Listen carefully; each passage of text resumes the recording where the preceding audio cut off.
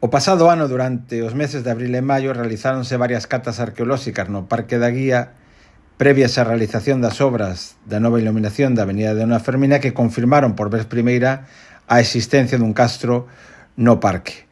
Desde daquela, a Asociación Veciñal de Teis dirixímonos á Concellaría de Patrimonio solicitando unha xuntanza para tratar sobre a importancia dos restos atopados e a necesidade de realizar unha excavación.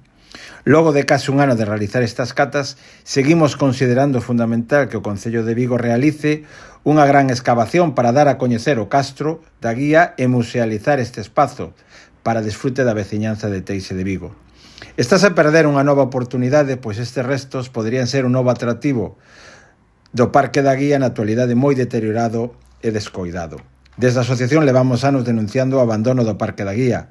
O paseo que rodea a capela pechado desde hai máis de 2 anos, non hai aseos, nin cafetería, nin parque infantil, e o propio autobús turístico excluiu desde hai anos a visita a este parque. O Parque da Guía é un dos grandes parques da nosa cidade nun estado de abandono e deixadez por parte do goberno municipal. É necesario un plan de actuación urxente para recuperar este gran espazo verde de Teis.